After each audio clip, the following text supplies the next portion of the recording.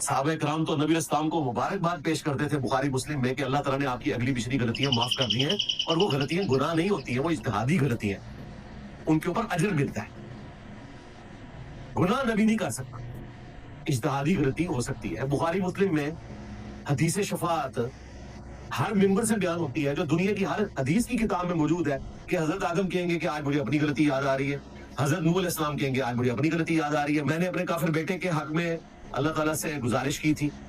حضرت موسیٰ علیہ السلام کہیں گے دنیا میں مجھ سے بندہ قتل ہو گیا تھا۔ حضرت ابراہیم علیہ السلام کہیں گے مجھے مجبوراً 3 دفعہ توعیہ کرنا پڑا۔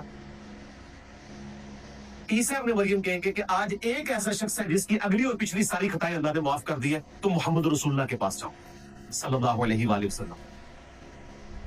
یہ تو حدیث شفاعت میں لکھا ہوا ہے۔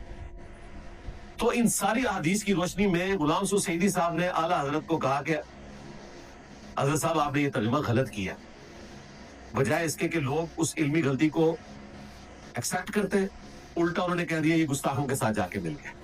یہ کیڑی جتنا دل ہوتا ہے ان لوگوں، تو انہوں نے آپ کا ترجمہ نہیں ماننا، چپ کر کے انہی کا ترجمہ پڑھیں۔ ان کو کہ اگر اعلیٰ حضرت نے ایاک نعبد و ایاک نستعین کا ترجمہ کیا ہے یا شیخ عبد القادر جیلانی المدد، تو آپ کرنا شروع کر دیں، اور اگر انہوں نے وہ ترجمہ کیا جو ہم بیان کر رہے ہیں، اے اللہ تجھی کو پوجے اور تجھی سے مدد چاہیں، تو بھائی پھر اللہ ہی کو پوجو، اسی سے مدد چاہو، اسی سے دعا کرو۔ حدیث میں آیا کہ جو کسی سے محبت کرتا ہے وہ جنت میں اس کے ساتھ ہوگا، اگر کسی کی محبت اس کو دنیا میں نہیں ملی اور وہ کسی اور کی فلانی ٹمکاڑی بن جائے، یہ میں لکھتا اور یہ اس طرح نہیں ہے بھائی، یہ جدھر تھا ادھر ہی رہنے دیتے ہیں۔ بخاری مسلم میں حدیث ہے، ایک صحابی نے کہا یا رسول اللہ قیامت کب آئے گی؟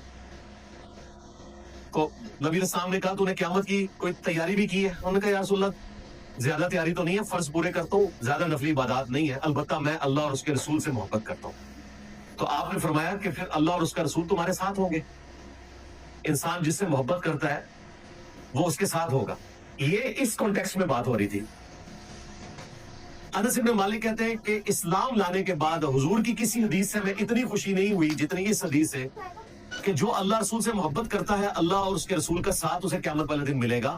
اور پھر بخاری مسلم کے الفاظ ہیں، انس بن مالک کہتے ہیں اے اللہ تو گواہ رہنا میں تجھ سے محبت کرتا ہوں، تیرے رسول سے، ابو بکر سے، عمر سے، گو میرے اعمال ابو بکر اور عمر والے نہیں، پھر بھی مجھے قیامت والے دن ان کے ساتھ ہی شمار کرتا ہوں۔ آمین۔ ہم بھی دعا کرتے ہیں گو ہمارے اعمال انبیاء کرام والے، ان کے اہل البیت والے، ان کے خلفائے راشدین والے نہیں ہیں، لیکن ہم ان سے محبت کرتے ہیں، اللہ تعالیٰ ہمیں ان کے ساتھ قیامت کے دن محشور فرمائے۔ تو یہ اس حوالے سے بات ہو رہی تھی، باقی ان چکروں سے بھائی باہر نکلے۔